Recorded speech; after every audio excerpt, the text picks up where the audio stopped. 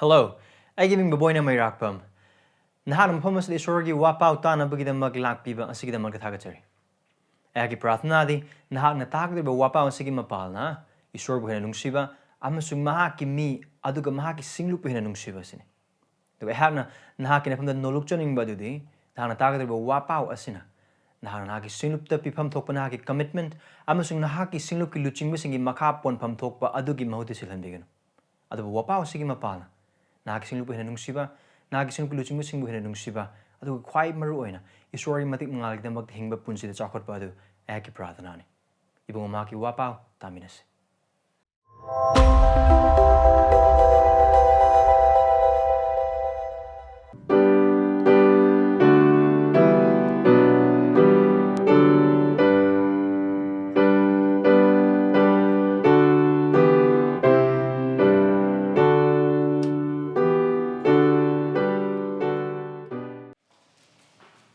Ahanba makta de Esorgi thawjalgi da makta Esorbu yamna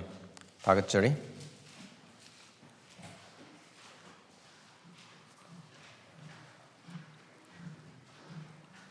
Aduga hojik eikhoigi iramda Manipur sidasu yam toina tanaba amasung yamna pamjaba topic ama haiba oiba taragadi nungsinaba. Nungsibasi yamna pamjaba topic ama khakne. Aduga ina Oxford Dictionary da Nungsibagi wahan thok se harap yengba matamda masigi jai English ki duna te adu maduda gi aina Manipuri da paraphrase tok thokpane adu maduda hairiba dudi thamoi da phaurakpa yamna mapangal kanba ithil ama oina handoe thamoi da gi phaurakpa yamna mapangal kanba ithil ama feeling ama khak adu maina phongtoi adu Bible na eikhoida tambiriba Nungsibadi khar tongale Madudagi Thabak Waina Uthokpa Nungsibani. Nungsibasi eikhoigi thamoidagi just phauba dukaktanate madubu Thabak Waina Uthokpa Nungsiba amakhakne. Thamoida phaurakpa ithildi hongba nai. Adubu Bible na eikhoida tambiriba Thabakki Nungsiba dudi hongba naide. Aduga eikoi karino Bible na hongba naidaba Nungsiba hairisi Karino habits masigi wahang asiga loinana eikoi ahanba Corinthians chapter 13 ahanba Corinthiagi taraw humdoi shuba duda hangdok biduna koi yengminase 1 Corinthians chapter 13 Aina miyoiba singi amasung sargadut singi lon sing ngangba yai adubu aingonda nungsiba leitrabadi ai sembung amagum amasung kingliba kortan amagum oire ai na wa tak thokpagi khudol fanglabasu athupa pumnamak khangba ngamlabasu loksing pumnamak leirabasu ai ngonda thajaba pumnamak leiduna ai na chingsingba mafam hongdokpa ngamlabasu ai ngonda nungsiba leitrabadi ai karisu natte Aige areba punamak lairaba singbu pijanaba aina pithoklabasu aina aige hakchangbu maina chakthoknaba pithoklabasu aingonda nungsiba leitrabade masina aingonda karisu kanahande Nungsibana kuina khangbi amasung chanbi Nungsibana kalakte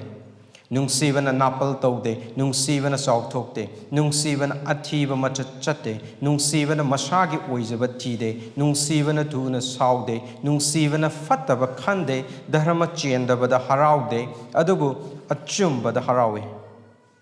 Polum pumnamak bubi pumnamak thaje pumnamak asha tawe pumnamak khangbi Nungsibana kaidawngaidasu Tathade, adubu wa takthokpa sing leirabasu loi kigani, atopa lon ngangba leirabasu loi kigani, khangba leirabasu madu ma kigani,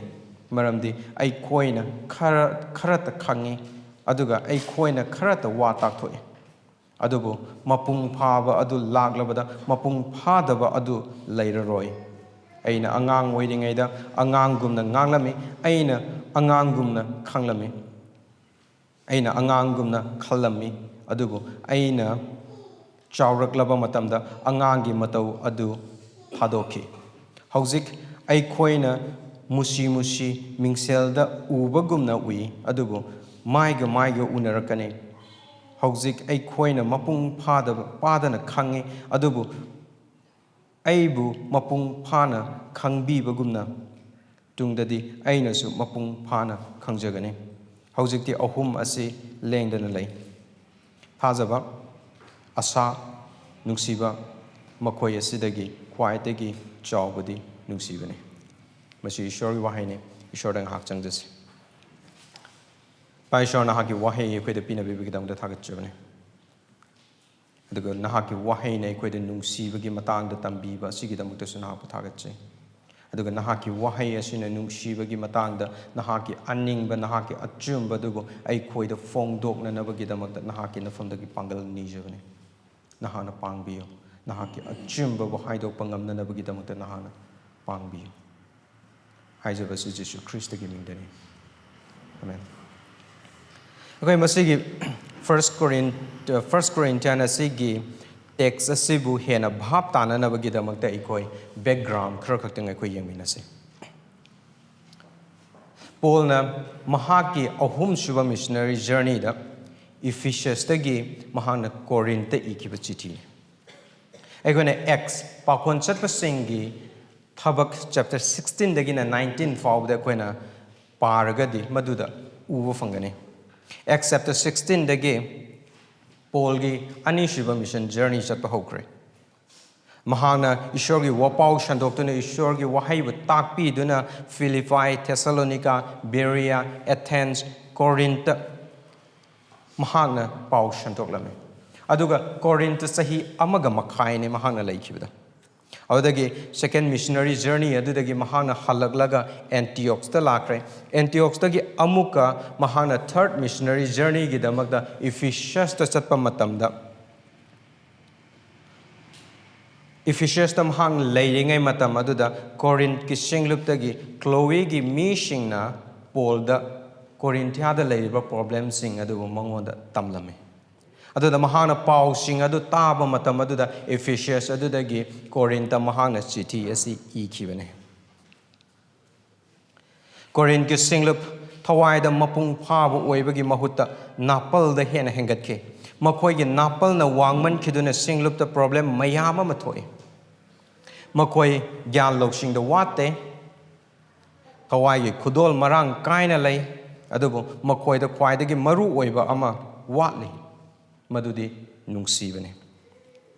Paulna makoibu gospel de yumpham oiba mapung phaba singlup ama oinabagi damakta pastor ama oina warak pibagi chithi sune masigi chithi se eikhoi singlup tasu maru oi maramdi gospel de yumpham oiba singlup khudingda chanabi amakak lei madudi nungsibane maramdi Jesu Christ na piramba yathangni John chapter 13 da verse 34 dagina 35 of da koina uwa fangani Jesu Christ na sunna haima ki sebok singda aina nakhoi da anowa yathang ama piri madudi nakhoi amaga nungsino aina nakhoi bu nungsibagumna nakhoi na su amaga nungsino nakhoi na amaga nungsina rabadi masina mi khudingna nakhoi aigi shebok singni haiba khangani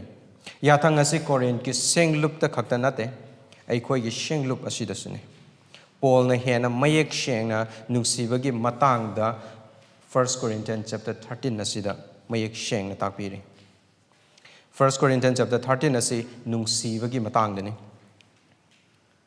aduga eikhoi na amuka yengba matamda 1 Corinthians gi chapter 12 taranithoi chapter 13 adugi mamang de iriba do Thawaigi khudol gi matangdani Thawaigi khudol adugi matangdani aduga chapter 14 adudi yengba matamda su Thawaigi khudol adugi matangda iba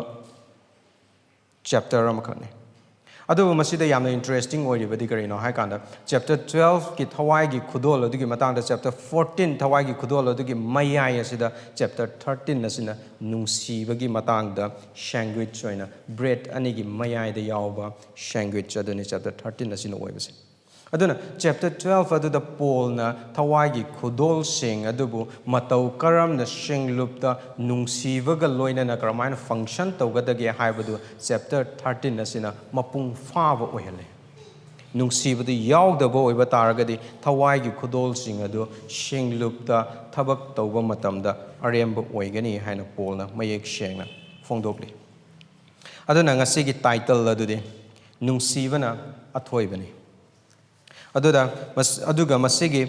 main idea ꯑꯗꯨꯗꯤ ꯈ꯭ꯔꯤꯁꯇꯤꯌꯟꯒꯤ ꯃꯄꯨꯡ ꯐꯥꯕꯒꯤ ꯈꯜ ꯊꯋꯥꯏꯒꯤ ꯈꯨꯗꯣꯜꯗꯒꯤ ꯍꯦꯟꯅ ꯅꯨꯡꯁꯤꯕꯅ ꯑꯣꯜꯂꯤ Christian maturity is measured by love rather than spiritual gifts. ꯑꯩꯈꯣꯏ point ꯑꯍꯨꯝ ꯊꯣꯛꯅ ꯈꯥꯏꯗꯣꯛꯏ ꯄꯣꯏꯟ ꯑꯍꯨꯝꯁꯤꯡ ꯑꯗꯨ ꯃꯊꯪ ꯃꯅꯥꯎ ꯅꯥꯏꯅ ꯑꯩꯈꯣꯏꯅ ꯌꯦꯡꯃꯤꯟꯅꯁꯤ ꯑꯍꯥꯟꯕ ꯄꯣꯏꯟꯗ ꯅꯨꯡꯁꯤꯕ ꯌꯥꯎꯗꯅ ꯏꯁꯣꯔ ꯈꯨꯔꯨꯝꯕ ꯑꯔꯦꯝꯕꯅꯤ ꯚꯔꯁ 1ꯗꯒꯤꯅ ꯚꯔꯁ 3 ꯑꯁꯤ ꯐꯥꯎꯕꯗ ꯑꯩꯈꯣꯏꯅ ꯎꯕ ꯐꯪꯒꯅꯤ ꯑꯗꯨꯒ ꯑꯅꯤꯁꯨꯕ ꯄꯣꯏꯟꯗ ꯃꯄꯨꯡ ꯐꯥꯕ ꯈ꯭ꯔꯤꯁꯇꯤꯌꯟꯁꯤꯡꯗ ꯂꯩꯒꯗꯕ ꯑꯃꯁꯨꯡ ꯂꯩꯔꯣꯏꯗꯕ ꯅꯨꯡꯁꯤꯕꯒꯤ ꯃꯑꯣꯡ ꯃꯇꯧꯁꯤꯡ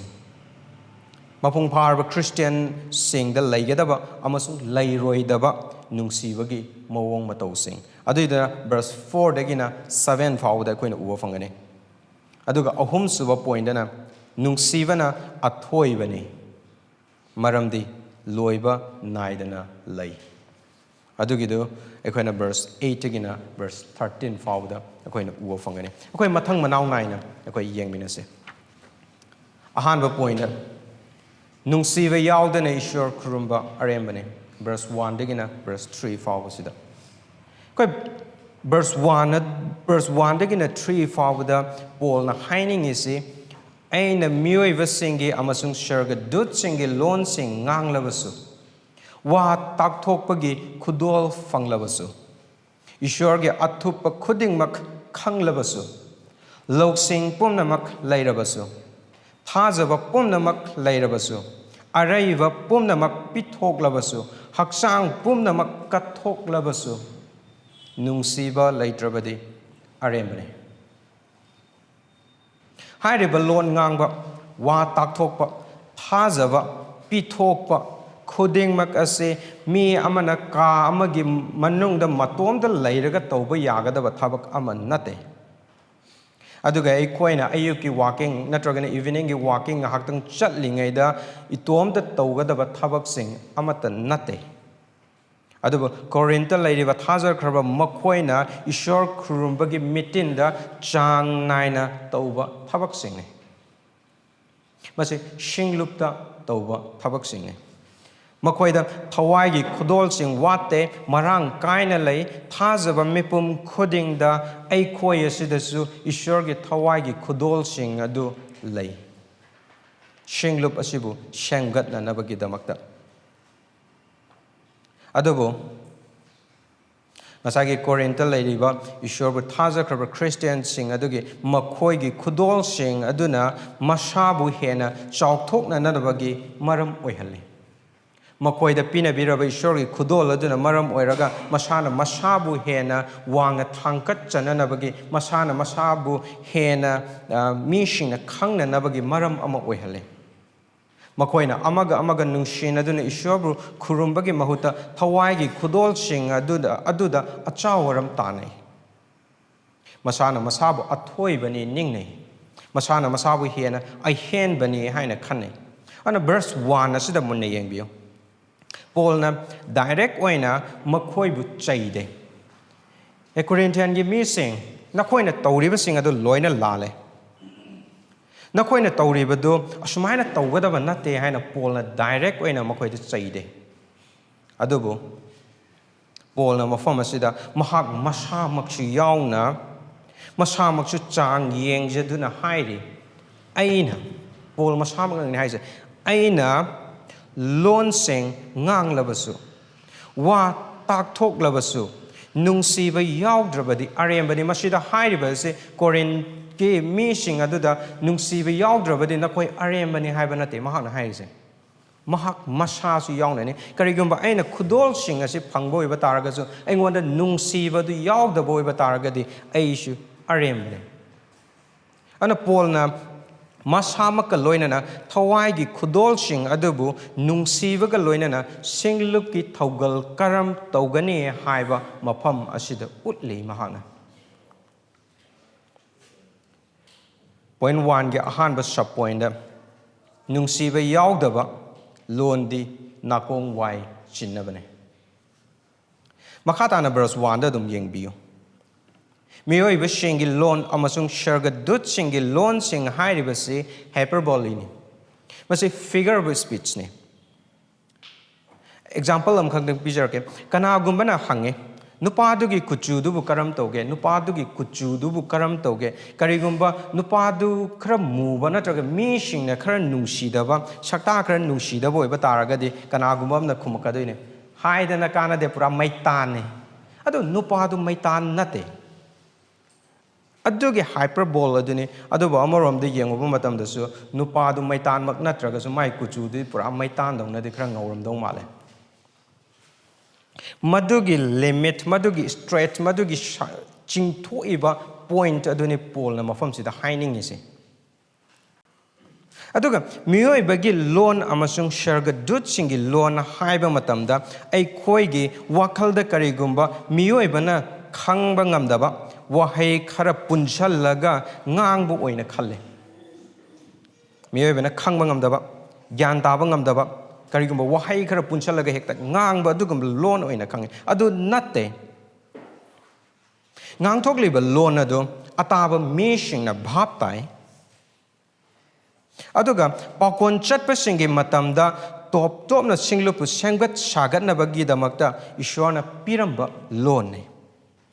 adubu korean ke me kharana loan ngang bagi khudol adubu hena wang na thangkatle aduga loan ngang bagi khudol adubu makhoi gi mitching na yamna wang na thangkatpa adugum laba hena thangkatpa adugum laba amakhak oye aduga makhoi na singlap ta loan adu ngang ba matamda makhoi bu thawai da yamna leiba mi oina khalhalle koi de thawai de yamna chawkhatlaba thawai de hena wangaba mi singdagi hena chawkhatlaba amagumna makhoi na lowe aduga makhoi mashen gi marakta achaw aram kahalle makhoi lon ngangba duna maram oiraga makhoi na amaga thawai gi lambida lamjen tanaba phatabrom dani makhoi na lamjen tanai is competitive oiba mahana ngangba targa ai shu ngangba ngamina haibagi adugumba competitive oiba amakak oye aduga amarom dasu loan ngang ba duna makhoi gi problem nate maramdi Paul masamak loan adu ngange akoina chapter 14 ge verse 18 de yengba matamda Paul masamak su loan adu ngange aduga mahana loan adu ngangba gi damakta ishwar bu su mahana thagat le maramdi loan adu ishwarna pibiba loan ishwar gi khudol ne adu makhoi gi problem di loan adu da thamliba awang ba wakhalon adu ne makhoi na loan adu da thamiba makhoi gi pukning makhoi gi mityeng adu ne khwai gi aran bu se makhoi na loan adu da thamliba wakhalon makhoi gi mityeng adu na maram oiraga makhoi da napal kallakpa phatabada changdamnaba makhoi da hengkalai aduga makhoi gi loan ngangba ngamba aduda mishing na makhoi bu shakhang na ba yamna pami amarom da haiba taragadi thawai gi celebrity oiba yam pami makhoi gi maru oiba concern de ishwar na engon da pibi ba loan na sibu mishing da karam na khanghan ga dage aduga mishing aduda karam na uthok ka dage habase makhoi gi concern ne aduga thawaida yamna chawkhatlaba amagumna masa matomda khanjai loan adu ngangbagi maramna madudani polna thawaigi khudol atop loan nganglabasu nungsiba yaudravadi nakong wai chinana bani madugi khonjel adudi still bukham amna laimai de yam kanna tabagi makhol aduga chap manai nakong wai chinana bani maduni polna mafum sida haise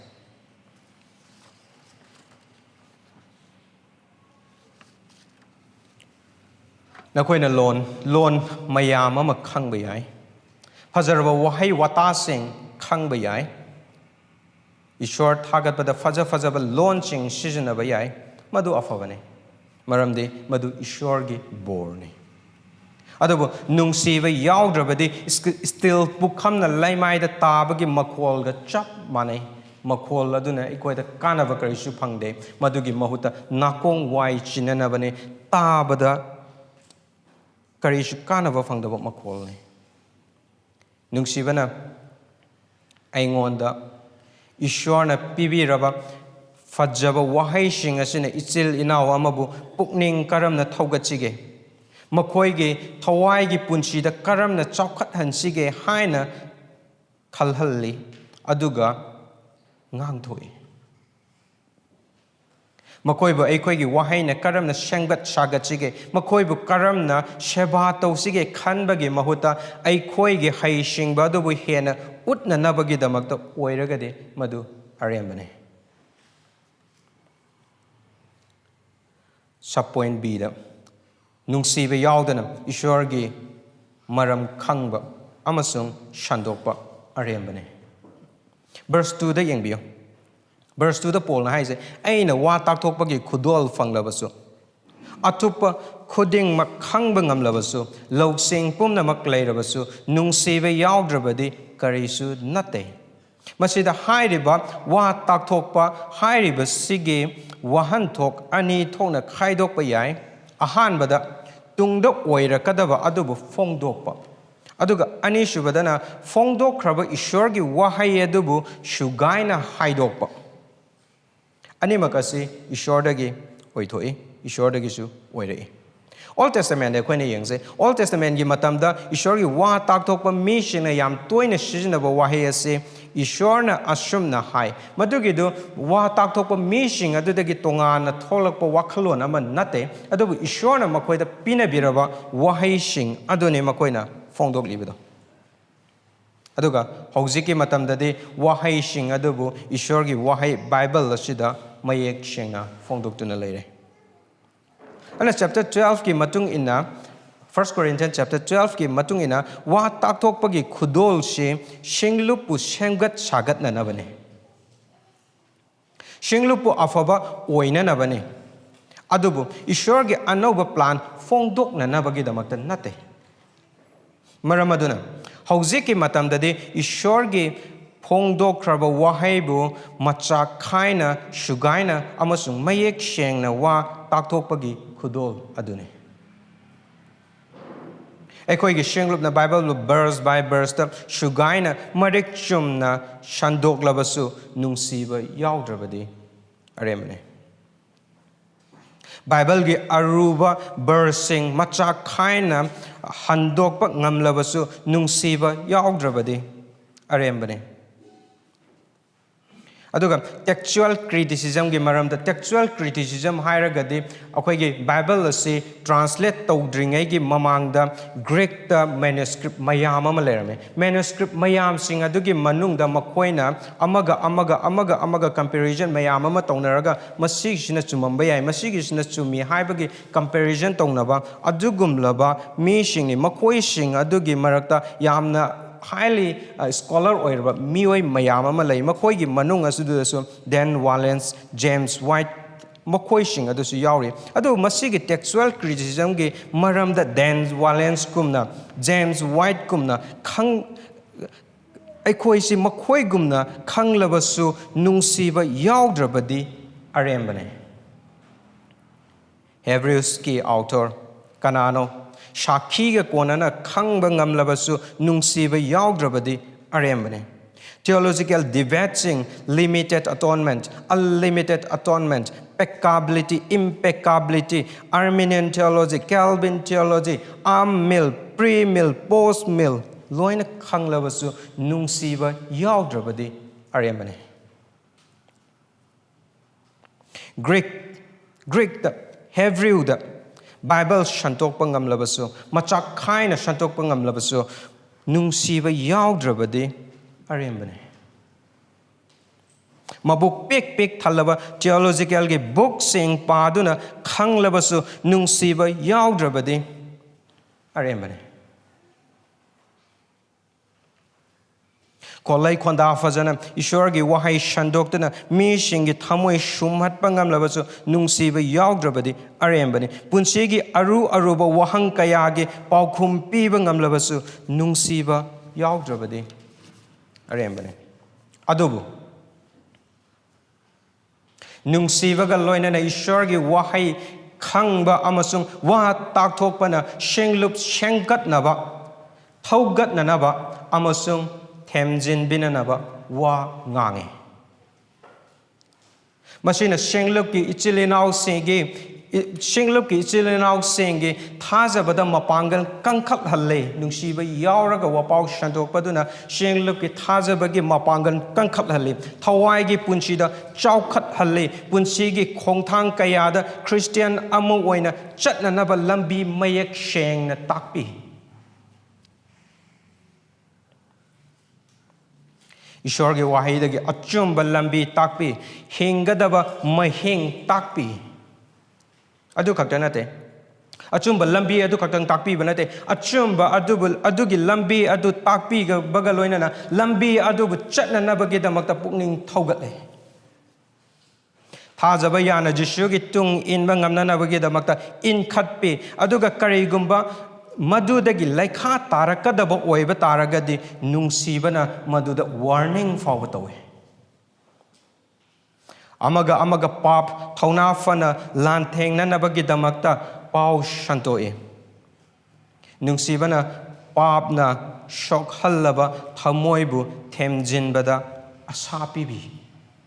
pap na laikha taraba punsibu mayon chonghannaba Esorgi thaujal amasung Jishu gi Nungsiba mayek shengna utpi amasung phongdok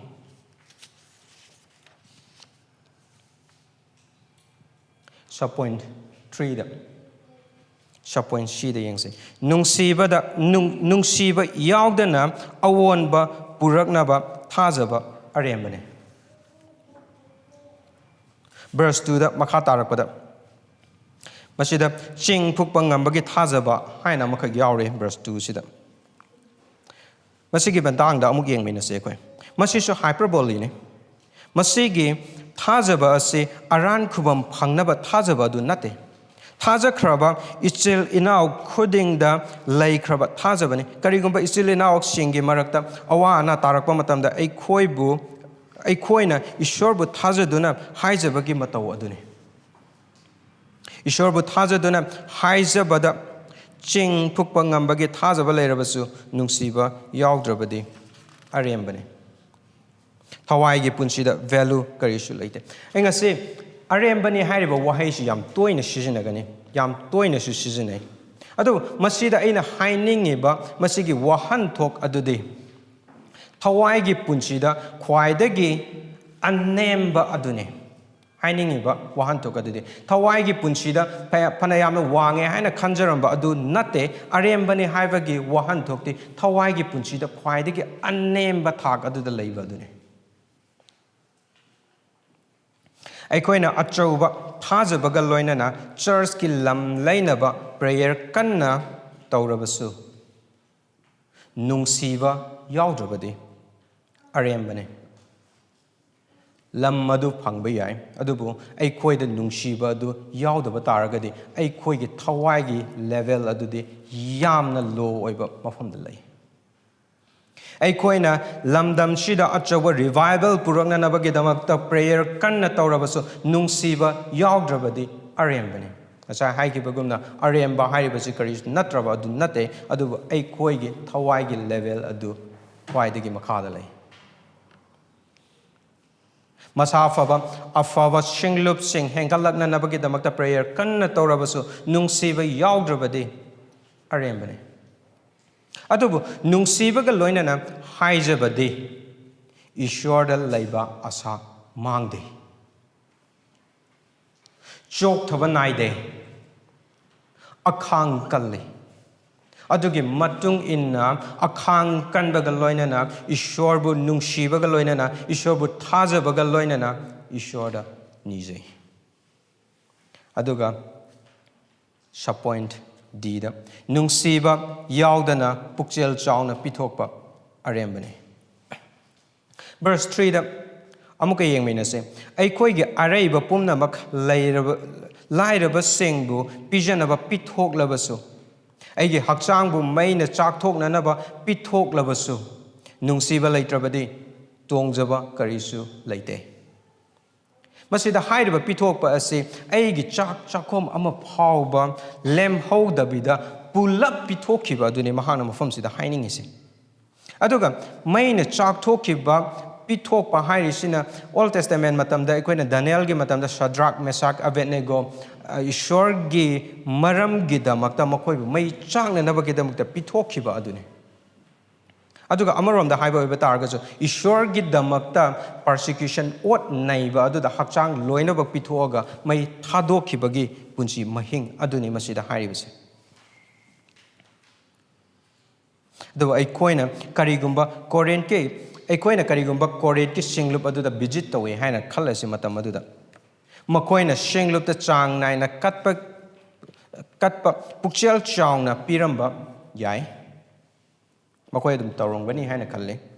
ꯑꯣꯐꯔꯤꯡꯒꯤ ꯕꯦꯛꯇꯁꯨ ꯐꯨꯔꯤꯠꯈꯥꯎꯗ ꯌꯥꯎꯕ ꯄꯩꯁꯥ ꯂꯣꯏꯅ ꯀꯠꯊꯣꯛꯂꯝꯕꯁꯨ ꯃꯈꯣꯏ ꯑꯗꯨꯝ ꯌꯥꯏ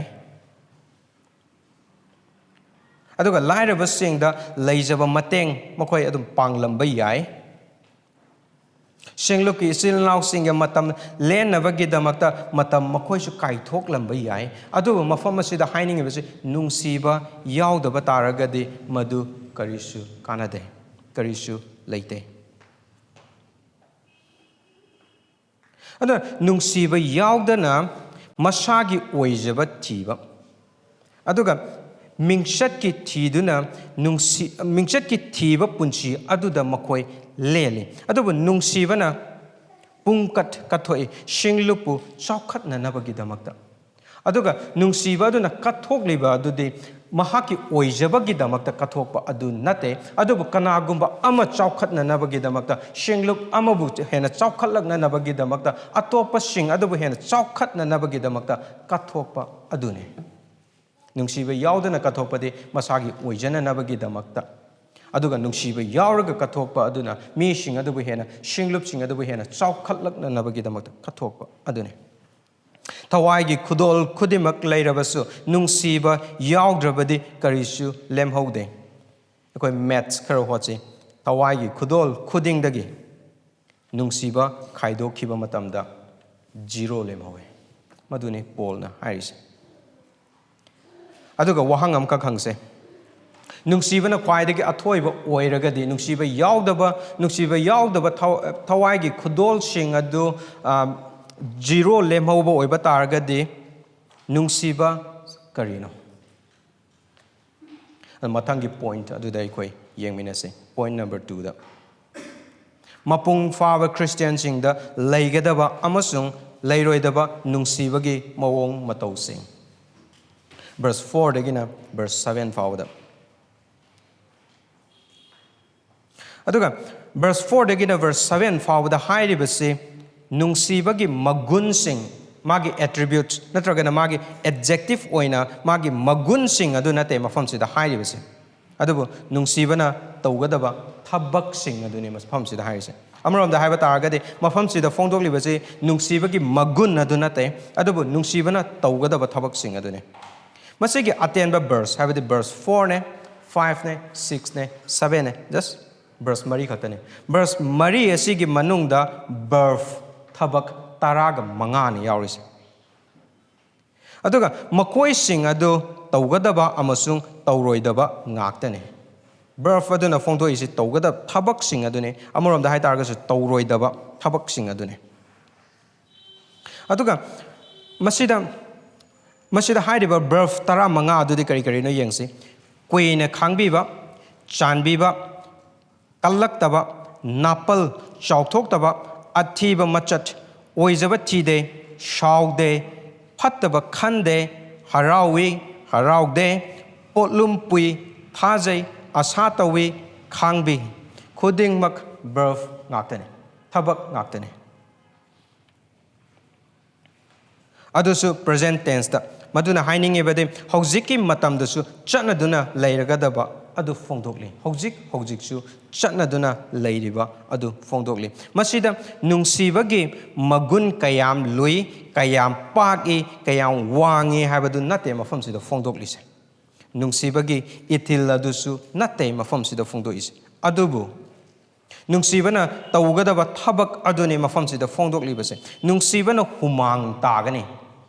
Nungsibana even eikhoigi khud asi faudi I thokpa yai. Maramdi Nungsibana tawgadoribasi thabakne. Aigi thamoida phaurakpa sing adu khakta nate. Thabakni Nungsibana tawgadisi. Masidasu okay. Sub point A da yengse. Mapung faba Christian singna Nungsibana akhang kangani. Patient. Akhang kan madu laigani. Verse 4 da yeng minase. Nungsibana queen khangbi amasung sanbi. Korean ki sing lupta queen khaangheiba miyoi mayam amale makhoida patient yamna watpa miyoi mayam amale. Chapter 4 1 Corinthians chapter 4 gi verse 5 da yengba matamda makhoi sing ado Esorgi wayel da ngai ngamdaba miyoi mayam am yauri. Esorgi wayel ngai ngamdaba. Aduga chapter 6 yorokpa matamdadi makhoi sing ado wayel loisang da chatuna wayen na nabagidamakta makhoi chatle. Chapter 11 da makhoi na Esorgi chakhang chaba matamdasu amaga ngai nabadu fawda makhoi ngamde. Punna chamin nabadu fawda makhoi ngamde. Madudagi akhang kan bada adubu Paul makhoi akhang kan de madudani Paul na Nungsibana queen khangbi haina mahana mafam sida haisi just love is patient have adu nate mafam sida Paul na haisi chairi ni na koina khang kan dabdo na koina Esorgi wayen ngaingam davida na koina migi wayen badu chalibdo na koina chakhang ba matamda amaga ngaina ba ngamdadana na koina na koigi thokpa chanariba do Esorgi Nungsiba dudi Esor na eikhoida khanghanningi ba eikhoida tamhanningi ba eikhoida oihanningi ba Nungsiba dudi kuina khangbi masida haining is mana chairi ni warak ine Korintia gi singlupa duda maramdi makhoibu Thawaigi mapung phaba ama oiraknanabagi damakta Paul na aduga akhang kan ba haibase eikhoina ngahaktang eikhoigi New Testament gi eikhoina yengminase Paul na 1 Thessalonica gi chapter 5 verse 14 aduda Pukning shon basingbu thaugat piyu ashon basingbu pangbiyu mi pumna maki mafamda kuina khangbi ba haibasi singluki ashon basingbu phagalakna nabagi damakta mateng pangbuduna khanghalle aduga makhoibu yamna thuna ashaubada wayen ba nataduna adugi mahutta awa ana khangduna makhoibu Fagatna naba mateng pangbadune. Aduga Romans chapter 12 verse 12 gi matung inna pukning fataduna khangbadune masida tuna shaugdabida pukning fatabaga loinana khangbadune. Aduga James chapter 5 verse 7 ga 8 Hebrews chapter 6 verse 15 2 Peter chapter 3 verse 9 gi matung inade Esorgi matam ngaiba dune eikhoina hatu toksaluba nataba Esorgi matam ngaiba dubune pulap punchinduna eikhoina yengsi masida kuina khangbiba haibisi karino hargadi kuina khangbiba hairibase Esorgi achaba matam ngaiduna awa anang khangduna atopa ichil inauk singbu afaba oinabagi damakta tengbang badune Kanagumba isilina amana nahaki mayok te tina chairabasu aigi mayok ta mahana fattaba wahai mayama mahairabasu aigi maramda mahaki thamoida khaba maru mayama ma hunba oiba taragasu mahaki manak de chatuna thaujal uttuna amaga shemgatnabagi damakta mateng pangba adu Nungsibane khaangheiba ga loinana Nungsiba dune Eikhoigi angang singna haiba ilaktaba matamda makhoibu tuna wayen bagi mahutta makhoibu karam tawraga haiba ingadage thiduna takpiba tambiba adu Nungsibane angang singna lam helakpa matamda khupang na shet thajanba khompang na hekta lamaga kaukshinba chin leijabi thadun chaishanba madu Nungsibana akhang kanba nate madugi mahutta achumbada warakpaga loinana takpi tambiba adu Nungsibane mapuroiba singna ꯃꯈꯣꯏꯒꯤ ꯅꯨꯄꯤꯁꯤꯡꯗ ꯑꯣꯏꯍꯟꯅꯤꯡꯕ ꯑꯗꯨ ꯑꯣꯏꯔꯛꯇꯕ ꯑꯃꯁꯨꯡ ꯇꯧꯍꯟꯅꯤꯡꯕ ꯑꯗꯨ ꯇꯧꯔꯛꯇꯕ ꯃꯇꯝꯗ ꯌꯥꯝꯅ ꯊꯨꯅ ꯋꯥꯌꯦꯟꯗꯨꯅ ꯁꯥꯎꯕꯒꯤ ꯃꯍꯨꯠꯇ ꯊꯤꯅ ꯆꯩꯕꯒꯤ ꯃꯍꯨꯠꯇ ꯀꯔꯝꯅ ꯃꯈꯣꯏꯕꯨ ꯃꯇꯦꯡ ꯄꯥꯡꯗꯨꯅ ꯑꯃꯁꯨꯡ ꯇꯥꯛꯄꯤꯗꯨꯅ ꯆꯥꯎꯈꯠꯍꯟꯅꯕ ꯍꯣꯠꯅꯕ ꯑꯗꯨ ꯀꯔꯝꯍꯥꯏꯅ ꯃꯈꯣꯏꯕꯨ ꯆꯥꯎꯈꯠꯂꯛꯄꯗ ꯃꯇꯦꯡ ꯄꯥꯡꯕ ꯑꯗꯨ ꯈꯥꯡꯍꯩꯕꯒ ꯂꯣꯏꯅꯅ ꯅꯨꯡꯁꯤꯕ ꯑꯗꯨꯅꯤ ꯅꯨꯄꯤꯁꯤꯡꯅꯁꯨ ꯃꯈꯣꯏꯒꯤ ꯃꯄꯨꯔꯣꯏꯕꯕꯨ ꯑꯣꯏꯍꯟꯅꯤꯡꯕ ꯑꯗꯨ ꯑꯣꯏꯔꯛꯇꯕ ꯑꯃꯁꯨꯡ ꯇꯧꯍꯟꯅꯤꯡꯕ ꯑꯗꯨ ꯇꯧꯔꯛꯇꯕ ꯃꯇꯝꯗ ꯏꯁꯧ ꯂꯥꯡꯕꯒꯤ ꯃꯍꯨꯠꯇ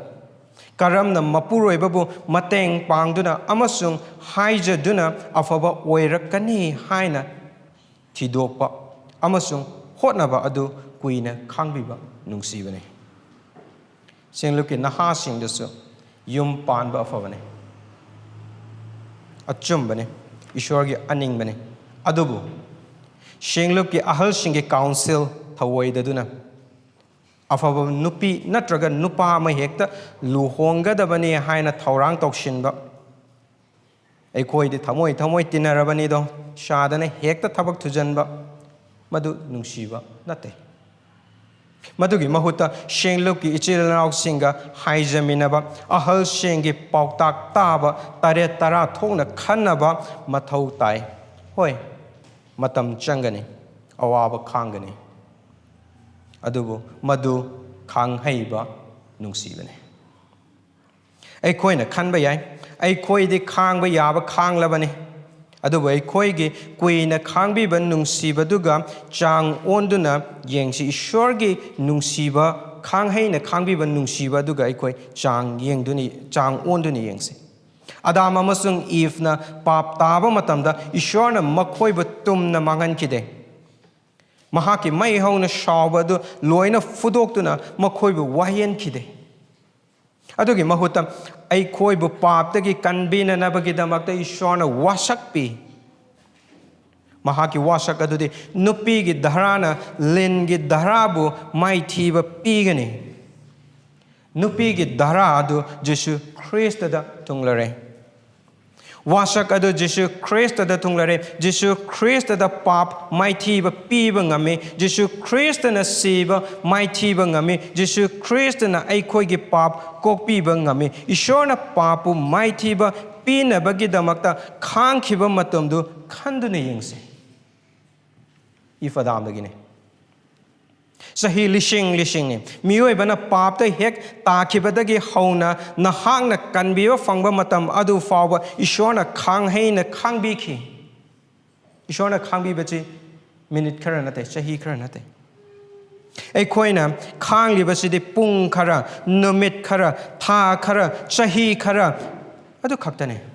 ꯑꯗꯨꯕꯨ ꯏꯁꯣꯔꯅ ꯅꯍꯥꯛꯀꯤꯗꯃꯛꯇ ꯈꯥꯡꯈꯤꯕ ꯑꯗꯨꯗꯤ ꯆꯍꯤ ꯂꯤꯁꯤꯡꯅꯤ ꯉꯁꯤꯁꯨ ꯄꯥꯞꯇ ꯅꯤꯡꯉꯥꯏꯗꯅ ꯂꯩꯔꯤꯕ ꯅꯍꯥꯛ ꯉꯛ ꯀꯜꯂꯤꯕ ꯊꯃꯣꯏ ꯀꯜꯂꯤꯕ ꯅꯈꯣꯏꯒꯤꯗꯃꯛꯇ ꯏꯁꯣꯔꯅ ꯄꯨꯛꯅꯤꯡ ꯍꯣꯡꯂꯛꯄ ꯉꯥꯏꯗꯨꯅ ꯂꯩꯔꯤ ꯊꯃꯣꯏ ꯀꯟꯁꯤꯟꯕꯤꯒꯅꯨ ꯄꯨꯛꯅꯤꯡ ꯍꯣꯡꯕꯤꯌꯨ ꯏꯁꯣꯔ ꯀꯨꯏꯅ ꯈꯥꯡꯕꯤꯕ ꯑꯩꯈꯣꯏꯒꯤꯗꯃꯛꯇꯤ ꯊꯧꯖꯥꯜꯅꯤ ꯏꯁꯣꯔꯒꯤ ꯀꯨꯏꯅ ꯈꯥꯡꯕꯤꯕ ꯑꯗꯨꯒ ꯂꯣꯏꯅꯅ ꯃꯍꯥꯛꯀꯤ ꯅꯨꯡꯁꯤꯕ ꯑꯗꯨꯅ ꯅꯈꯣꯏꯕꯨ ꯄꯨꯛꯅꯤꯡ ꯍꯣꯡꯅꯅꯕꯒꯤꯗꯃꯛꯇ ꯏꯁꯣꯔꯅ ꯉꯥꯏꯔꯤ ꯃꯗꯨꯅꯤ ꯏꯁꯣꯔꯒꯤ ꯀꯨꯏꯅ ꯈꯥꯡꯕꯤꯕ ꯅꯨꯡꯁꯤꯕꯗꯣ ꯁꯕ ꯄꯣꯏꯟꯠ ꯕꯤꯗ ꯃꯄꯨꯡ ꯐꯥꯕ ꯈ꯭ꯔꯤꯁꯇꯤꯌꯟꯁꯤꯡꯅ ꯀꯜꯂꯛ ꯈꯝꯕꯟꯕꯒꯤ ꯅꯨꯡꯁꯤꯕ ꯂꯩꯔꯣꯏꯗꯕꯅꯤ ꯚꯔꯁ 4ꯗ ꯄꯣꯜꯅ ꯃꯈꯣꯏꯗ ꯆꯩꯗꯨꯅ ꯍꯥꯏꯔꯤ ꯅꯨꯡꯁꯤꯕꯗꯤ ꯀꯜꯂꯛꯇꯦ ꯅꯥꯄꯜ ꯇꯧꯗꯦ ꯑꯗꯨꯕꯨ ꯅꯈꯣꯏꯗꯤ ꯑꯃꯅ ꯑꯃꯕꯨ ꯀꯜꯂꯛꯅꯩ ꯆꯦꯞꯇꯔ 3 ꯚꯔꯁ 3ꯗ ꯑꯁꯨꯝꯅ ꯍꯥꯏ ꯅꯈꯣꯏꯒꯤ ꯅꯔꯛꯇ ꯀꯜꯂꯛꯄ ꯈꯠꯅꯕ ꯑꯃꯁꯨꯡ ꯇꯣꯈꯥꯏ ꯇꯥꯅꯕ ꯂꯩ ꯃꯈꯣꯏ ꯃꯁꯦꯜ ꯈꯠꯅꯕ ꯇꯣꯈꯥꯏ ꯇꯥꯅꯕ ꯑꯗꯨ ꯀꯜꯂꯛꯄ ꯑꯃꯁꯨꯡ ꯅꯥꯄꯜꯅ ꯃꯔꯝ ꯑꯣꯏꯔꯒꯅꯤ ꯃꯈꯣꯏꯒꯤ ꯃꯔꯛꯇ ꯀꯅꯥꯒꯨꯝꯕ ꯑꯃꯅ ꯏꯁꯣꯔꯒꯤ ꯊꯧꯒꯜꯗ ꯈꯨꯗꯣꯡꯆꯥꯕ ꯐꯪꯈ꯭ꯔꯕꯗꯤ ꯑꯇꯣꯞꯄ ꯑꯃꯅ ꯄꯨꯛꯕꯨꯔꯣꯛ ꯁꯤꯡꯒꯥꯏꯍꯧꯗꯨꯅ ꯃꯈꯣꯏꯒꯤꯁꯨ ꯊꯋꯥꯏꯒꯤ ꯈꯨꯗꯣꯜ ꯑꯗꯨ ꯉꯝꯖꯕꯤ ꯊꯥꯗꯨꯅ ꯎꯠꯊꯣꯛꯅꯕ ꯍꯣꯠꯅꯩ ꯑꯃꯒ ꯑꯃꯒ ꯃꯨꯛꯅꯗꯨꯅ ꯑꯉꯝ ꯇꯥꯅꯗꯨꯅ ꯂꯩ ꯃꯍꯥꯛꯅ ꯉꯝꯂꯒ ꯑꯩꯅꯗꯤ ꯀꯩꯗꯧꯕꯩ ꯉꯝꯂꯣꯏ ꯑꯩꯁꯨ ꯃꯉꯣꯟꯗꯒꯤ ꯇꯥꯗꯦꯅ ꯃꯉꯣꯟꯗꯒꯤ ꯑꯩꯅ ꯍꯦꯟꯅ ꯇꯧꯔꯛꯀꯦ ꯌꯦꯡꯉꯣ ꯃꯗꯨ ꯅꯥꯄꯜꯅꯤ ꯃꯗꯨꯅꯤ ꯀꯣꯔꯤꯟꯊꯤꯌꯥꯒꯤ ꯁꯤꯡꯂꯨꯞꯇ ꯇꯧꯈꯤꯕꯗꯣ ꯃꯗꯨ ꯅꯨꯡꯁꯤꯕ ꯅꯠꯇꯦ ꯀꯅꯥꯒꯨꯝꯕ ꯏꯆꯤꯜ ꯏꯅꯥꯎ ꯑꯃꯅ ꯑꯐꯕ ꯇꯧꯔꯛꯄ ꯃꯇꯝꯗ ꯄꯨꯟꯅ ꯍꯔꯥꯎꯃꯤꯟꯅꯕꯒꯤ ꯃꯍꯨꯠꯇ ꯅꯉꯣꯟꯗꯒꯤ ꯍꯦꯟꯅ ꯑꯩꯁꯨ ꯇꯧꯕ ꯉꯝꯃꯤ ꯑꯗꯨꯒꯤ ꯋꯥꯈꯜꯗꯨ ꯈꯜꯂꯛꯂꯕ ꯃꯗꯨ ꯅꯨꯡꯁꯤꯕ ꯅꯠꯇꯦ ꯅꯥꯄꯜꯅꯤ ꯁꯄꯣꯏꯟꯁꯤꯗ ꯃꯄꯨꯡ ꯐꯥꯕ ꯈ꯭ꯔꯤꯁꯇꯤꯌꯟꯁꯤꯡꯅ ꯃꯔꯅꯥꯏ ꯈꯟꯗꯨꯅ ꯑꯇꯣꯞꯄ ꯏꯆꯤꯜ ꯏꯅꯥꯎꯒꯤ ꯊꯃꯣꯏ ꯀꯥꯏꯍꯟꯗꯦ ꯃꯔꯅꯥꯏꯒꯤ ꯈꯟꯗꯨꯅ ꯑꯇꯣꯞꯄ ꯏꯆꯤꯜ ꯏꯅꯥꯎꯒꯤ ꯊꯃꯣꯏ ꯀꯥꯏꯍꯟꯗꯦ ꯚꯔꯁ 5ꯇ ꯌꯦꯡꯕꯤꯌꯨ ꯅꯨꯡꯁꯤꯕꯅ ꯑꯊꯤꯕ ꯃꯆꯠ ꯆꯠꯇꯦ ꯅꯨꯡꯁꯤꯕꯅ ꯃꯁꯥꯒꯤ ꯑꯣꯏꯖꯕ ꯊꯤꯗꯦ ꯅꯨꯡꯁꯤꯕꯅ ꯊꯨꯅ ꯁꯥꯎꯗꯦ ꯅꯨꯡꯁꯤꯕꯅ ꯐꯠꯇꯅ ꯈꯟꯗꯦ ꯃꯁꯤꯒꯤ ꯁꯤꯡꯂꯨꯞꯀꯤ इचिल इनाउ सिंगी मरक्तने अतोपा कैरोय लेकाई सिंगदा नते अदुबु सिंगलुकी इचिल इनाउ सिंगदनी थोइबदो चैप्टर 12 की verse 20 गा 3 द मयक शेंगे शोना लैरिबा हक्चांगी कयात अदुबु इकाई खुमनगदबने हाइना हक्चांगी कयात अमतना अमबु ताथी तवैना तौदे मसा मतोमदगिसु खंदे करिगुंबा ऐना सिंगलुपता अथोइबनी हाइना खलकलबदे नहाक अथीबा मचत चटप हौरबने हाइबे याय ऐ यावरमद्रगदे कोइगी सिंगलुपसि सिंगलुप ओइरमलोइदबने ऐ यावरमद्रगदे वुमेन फेलोशिप सि मपुंग फारमलोइदबने ऐ यावरमद्रदे मेंस फेलोशिप से मपुंग फारमलोइदबने ऐ यावरमद्रदे यूथ फेलोशिप ओइथोकते ऐ यावरमद्रदे हैसोबी कांगखोंग चाइगने ऐ नंग यावद्रगसु ईश्वरगी थबक्ति अदुम तौखिगने एइखोइ पोक्ट्रिङैदगी हौना ईश्वरगी सिंगलुप हौख्रे एइखोइना सिरबा मतुंग फावबा अदुम ईश्वरगी मखा चथखिगने ऐ अमसुंग नंगना यावरिबा थौगलसिंग अदु ईश्वरगी बोरने महाकी थौजालननी मरम अदुना हाइरिबा हिरमसिंग असिदा थाजबा याना तौबा अदु नुंगसिबने करिगुंबा नहांगना सिंगलुपतगी नाइतोम ताबगी वाखल खलकलबदे नसागी ओइजबा थीबगी लंबीदा खोंग थांजिल्लबने ngasiगी numita ichilina amagi pukning karamna thaugachiगे वाखलगी मखोइगी दमकता हाइजा हौसिगे हाइना खलक्त्रबा नाइतोम ताबगी पुंसी हौरक्लबने मदु नुंगसिबदगी नते नुंगसिबना थुना साउदे नुंगसिबना फतना खंदे मसिदा हाइरिबसे करिगुंबा मतमदा नापल दुदा चाइना फाउरक्पा मतमदा चाइना पिरक्पा मतमदुदा थोगलक्पा रिएक्शन ने नापल शोखनबा मतमदा थोगलक्पा रिएक्शन अदुने नकोइगे नापल अदुबु शोकपा याबा मवोंगदा इचिलेना अमना वा nganglakpa matamda thuna shawe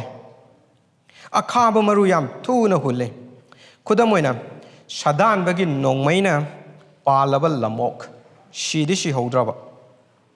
maduna mahagi chaina adubu khangnaba hotnabagi maramna thengnaba leiramba singni mana wai khairakkaduise maramdi karige mangonda chaina adu pirakpagi maramna masagi napalda ngakthok chananabagi damakta karigumba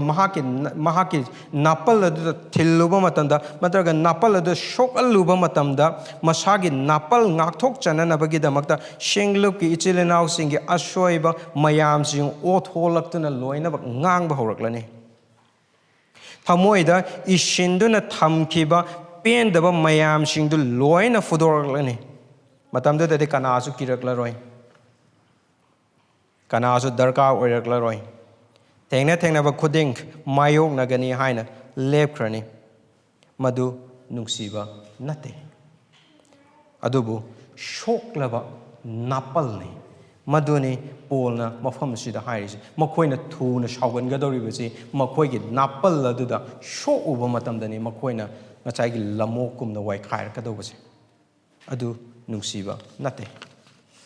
Adubu Esorgi Nungsibadi miyoiba eikhoina mahaki mayokta leiringai maktada eikhoina papi oiringai maktada Jesu Christana eikhoigi damakta sibiki.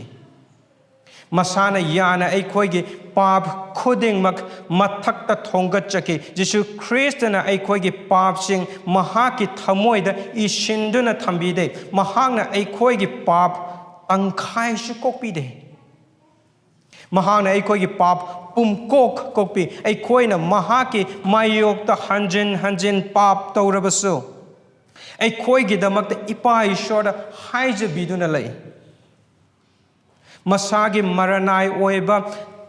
thadoktuna eikhoigi damak thawai kathokpikhi eikhoigi shokhallaba napalgi papsing mangonda changjuduna haijabada mahakna shoidana kokpigani masi Esorgi Nungsibadane sub point D da mapung faba Christian singna aranbabu chumthoi aduga achumbada harawi verse 6 ta Paul na makhoida chaiduna hairi Nungsibana dharma chendabada haraude adubu achumbada harawi maramdi makhoigi marakta kanagumba amana lamchat naidabagi pap taubada makhoi karisu haide makhoi shingluki machin manau sing khatna duna wayel loishang da chatpada makhoi karisu tawangamde aduga makhoigi marakta kanagumbana pap taubagi maramna laikha tarakpa matamda makhoi madugi damakta wabagi mahuta madude hena makhoi harawi nangi na pap tu na maram oiragani nang na awal tari do haraga makhoi harawi madudane Paul na chairise adubu Nungsibana achumbada harawi Nungsibana papu hangdoktuna thidoi aduga pap adubu khudombi na thinduna tai aduga pap adubu lantheng na bada mateng pangnai Nungsibana papu phina kopshenduna thamde papu mayek shengna hangdoktuna lauthoknaba hotnai papta leiraba papna eikhoida lairaba ina khunba khaide haksang phava phataba khaide nupi nupa khaide naha ahal khaide nauna Christian oiba kuina shana Christian oiraba khaide kuina Esorgi thogal tawraklaba aduga ngasi ngarang khaktang Esorgi thogal tawraklaba papta kariyamta khaide adubu Nungsibana papu hek uba mikupta hatnaba honai Nungsibana papta haraude adubu pap adubu lanthengna damakta pap adubu hainai adubu eikhoide ichilinao amagi papu khudombi na thilurabade mahangna kari khankini kari hairakani khanduna ungraga lei karigumba matamda so ekhoi matha saraga lei karigumba hairuragana mahaki napalna lamokumna thengna loina wai khairakla karam tawba adugi matamda da ekhoi angka mayamam jong hochalle aduga pap adubu haiba ngamhodabagi maramna nongmagi papna mara taba henjilai karigumba matamdasu khali hoida khara leiraga adum phajarakanida chairurano ngangbirurano saubirurano adum matam khara leira phajarakanida madu Nungsibagi khudam ama natte paptu hek uba matam aduda paptu hatna nabagi damakta haiba pap adu khudombi na thinba pap adubu lanthengna nabagi damakta mateng pangba adu Nungsibani maduni Paul na mafam asida hairisi dharma chendabada haraude dharma chenbada harawe Nungsiba araiba thabak amadi natte adubu Nungsibana pap hali aduga achumbada harawe sa point ida mapung faba Christian singna thajaba mangdana Nungsiba lei verse 7 da verse 7 je koina paaba matamda pumna mak haiba wahai si yam toina hanjale ahumlak kumba hanjale adabu nungsibana khudimak blind da hekta loina tawgani haiba natte adabu nungsibana potlum pubada chokthade nungsibana thajaba mangde nungsibana asa mangde nungsibana irai laina give up tawde Paul masamak Koren ke senglupna mahaki thamoi shokhalabasu makhoi gi potlum pubada chokthade makhoi na pap phana yamna tawrabasu irai laina give up tawde thajaba mangde asa kaide makhoi bu chumthokna nabagi damakta Paul na chithi iduna thai makhoi gi pap mayek shengna khanghalle aduga makhoi bu mapung phaba oirakna naba hotnabada asa tawe aduga thengnaba awaba thamoi kaiba khudingmak nungsibana puba ngamhalle koi Jesus Christ na eikoi gi pap ki damakta awaba pu khiba adunga haktang eikoi yeng akoi khallaga yengse eikoi na puba ngamdaba eikoi na puba thangba ngamlaroidaba pap ki arumba ikai bagi arumba aduga eikoi ki Iran gi arumba khudimak Jesu gi lengjum da thangatki mahangna puba thoktaba mana pufam sung thoktaba thawai khwaidagi aruba adubu pubiki maramdi mahaki nungsibadi malemgi arumba sidagi mahak aduna hele amaram the English the high word targadi Jesus shoulders the full weight of our sin, our shame, our guilt. He cries what would crush us. He takes the Lord that was not his to carry, because his love is stronger than the weight of the world. Madugi nungsiba adunane mahangna eikhoigi papsing adubu cross the thangalaga shiba ngamkibada. Adunane Paul na hairibase nungsibada laina give up tawde nungsibana asa mangde nungsibana potlum pubada chokthade adoragade nungsibana athoiba oiragade amuka wahang amuka laga nungsibana athoiba oirabade aduga nungsibana athoiba oiriba karigino nungsibana athoiba oiriba karigino adugi wahang aduga loinana koi point number 3 da koi yengminase point number 3 da nungsibana athoibani maramdi loiba naidana lai verse 8 again verse 10 humdoi fawbada yengminase Thawaigi khudol singde loi khigane adubu nungsibade loiba naide taibang malem shemdringeidagi hauna nungsiba lai maramdi ishor nungsibane taibang malemna loi khrabasu nungsibade lengdana laigani adubu Koren ki mishingna wangna khanjariba Thawaigi khudol khudimak loina loikhigani Shapoinda Esorgi wapau shandokpa loikhigani adubu nungsibadi lengdana laigani verse 8 amuka yengminase wa takthokpa sing leirabasu loikhigani masida loikhigani hairibasi passive voice ni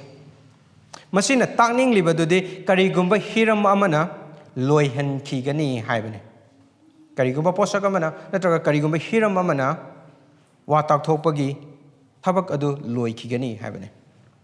adudi karamba hiram na no yengse madudi mapung faba adu lakba matamda Ishorbu maiga unaraba matamda loikhigani adugi da koina Revelation chapter 22 verse 4 ga 5 ka da yengba matamda ashumna hai makoina mahaki maithong ugani aduga mahaki maming makoigi marai vakta laigani mafam aduda ahing leiraroi masida haining is lomba naidana Esorga laiminaba matam adudadi Esorgi wapau shandokpa leiraroi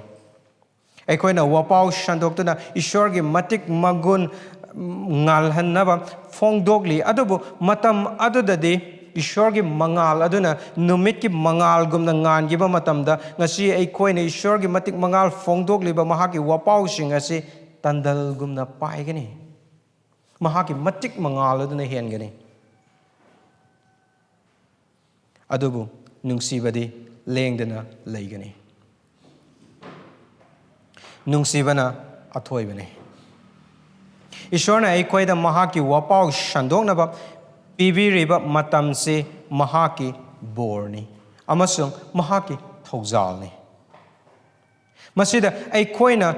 chawthokpham amata leite mahakna pinabiriba thawjal ashina eikhoina mahaki afaba wapaubu thajaba yana shandokse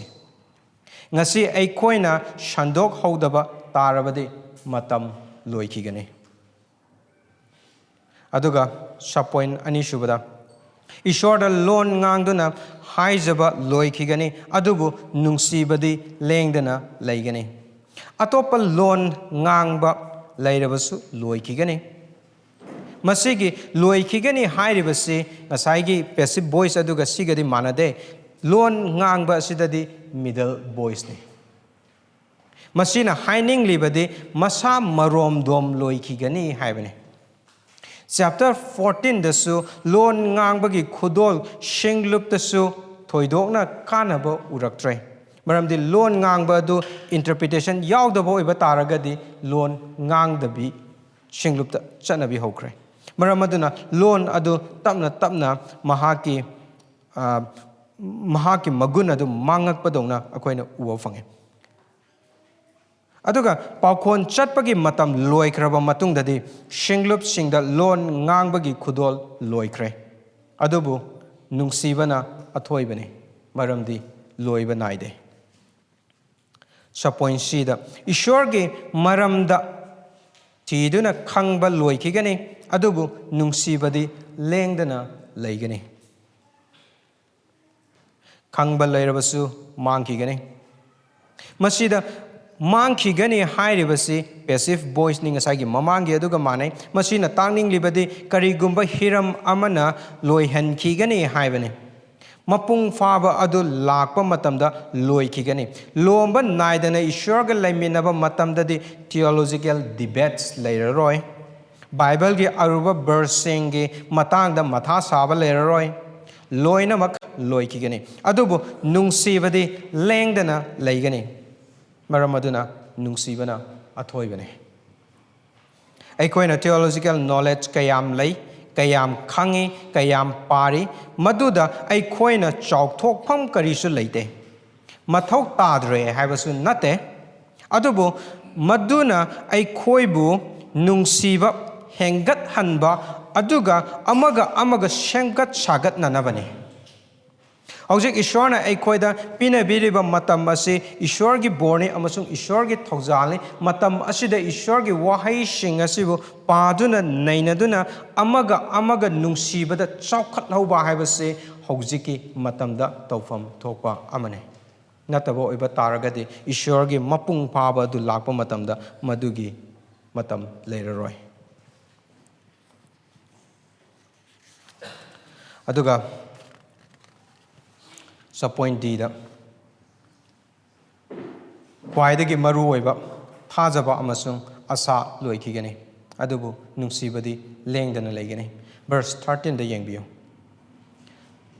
Polna Thawaigi khudol sing loinamak mangkhigani adubu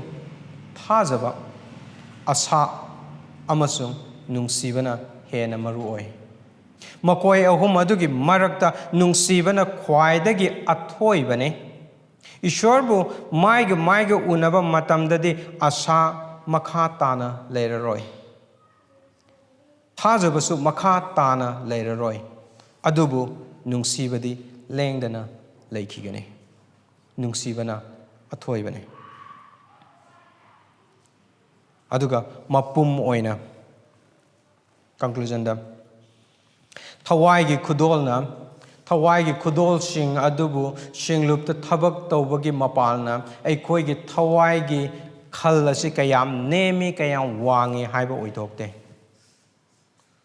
Thawaigi khudol sing adu fanayamna tauba oiba taragasu mahaki Thawaigi khal adu yamna wangi haiba yade. Maramdi mahana tauriba Esorgi thaugal adubu Thawaigi khudol sing adubu Nungsiba yaudana tauba oiba taragadi mahaki khal khwaidagi anembada lay madudi arembane. Nungsibana khwaidagi Athoibani. The application madudagi eikhoigi punchida karamana apply to gadage amu yengsi ahanbada Nungsibabu chetna paiyu maramdi Nungsiba optional ama natte tawrasu yaba tawdrasu yaba ama natte Christian singna shukshoi shoidana tawdaba yadraba amane aduga amaromdasu eikhoigi ningthau Jesu Christagi ahakpa yathangni Nangwanda Jesu Christ na piba yathangni. Yathang asibu pangthok nananaba Ishwarna Eikhoida shenglupki ichilinau sing pibiri. Yathang adubu Nungsiba adubu thabak oina pangthok nanabagi damakta aina kamada thong lonjilaga legedaba nate. Ishwarna Eikhoida shenglup asibu pinabiri. Shenglup asisu Esorgi borne. Mahaki Nungsiba adubu thabak pangthok nanabagi damakta. Shenglupta Nungsibaga loinana Esorgi thaugal tahodrabadi matam loikigani hauzik achaba matamni. Aduga anishubada Nungsiba eikhoigi panggalna oirakkadaba ama natte Esorgi panggalnani. Ngasidagi aina Nungsiba haurage haiduna hekta oirakkadaba amasu natte. Maramdi Bible na Eikhoida tambiriba Nungsibasi khwaidagi top tope. Atai singa manade. Masigi Nungsibasi Esordagi oirakpani. Mahaki panggal yaudana Eikhoina ngamba oithokte. Aduga Eikhoida mahaki machanipa Jesu Christagi cross da Nungsiba fongdokpi. Esorgi Nungsiba Eikhoida Jesu Christagi mapalna sharuk tunghanbire aduga Eikhoida su leire Eikhoina Esorgi afabo wapaubu tattana ningsingduna amasung maduda hingduna Nungsiba hengatsi Eikhoida Nungsibana khaangheiba leiraktaba matamda Eikhoigi khaangheibabu ningsingsi Esorgi khaangheibabu ningsingsi Eikhoida napal lakpa matamda Jesu Christana Esorna haithakiba asauba adubu ningsingse mahaki cross matakta Esorna haithakiba asauba da ai nangidamaktane Eikhoigi Nungsibagi panggaldi Jesu Christagi cross ni Eikhoida tatana Esorda tatana ngazaba aduga mahaki wahaida tatana paduna haiba inbana Nungsibada chawkhatlakani aduga marishubada Mingolda khudombi thindringeida aingonda eikhoi ishana ishabu changyeng hana tawjase as Nungsibasi aigi nupida aigi puroibada aigi imada aigi ipada aigi marupta aigi isilinaw singda hengatlabadis nungaiganida wapausi makhoina taragadi khangadabane Bible verse makhoina paragadi nungaijagadabinida isilinaw sing megidamak wapau tabigana megidamak Bible pabigana Mingolda Nungsibagi maramda wayel tawdringeida ishana ishabu hana yengjase aduga Nungsiba leiba mapamda achumbasu leigani Nungsibana achumba adudasu harauminase Eikhoida Nungsiba leibra haiba changyeng hana tokse mangasubada Esorgi Nungsibagi khudol lokshinbiyo Esorna Jesu Christada fongdok piba Nungsiba asidagi henna chawba Nungsiba ama leite madugi Nungsiba adu Esorna nangonda khudol oina pibiri Esorgi khudol asidagi henna chawba atopa ama leite Esorgi Nungsiba adudi papi eikhoigidamakta mahaki machanipa adubu Jesu Christ aduna cross ta sinanabagidamakta pitokpa Nungsiba aduni. So now sing paptagi papta ngakkanduna lairiba sing madugi Esorgi Nungsiba adubu khudol oina luksinbiyo. Ko Esorda haijase. Ipa Esor eikhoigi shenglupna Nungsibada shaukhatnaba hana pangbiyo. Nungsiba eikhoigi panggalna oirakkadaba natte adubu Esorna hana pinabigadaba panggalnani. Aduga Nungsiba gi panggal di Jesu Christ gi cross adune. Aduna eikhoigi shenglupta Jesu Christ gi cross bu chetna ngajaba chet aduga matam chupada ningsingjaba adugi panggal aduna eikhoigi shenglupta amaga nungsinabada hena chawkhalanbiyo. Aduga ipa Nungsibaga loinana nahakpu khurumjabada nahana eikhoibu pangbiyo. Aduga singlupa sibu Nungsibada hena nomagi chawkhalaknanabagidamukta nahaki nafamda haijabane. Haijabasi Jesu Christ gi mingdani. Amen.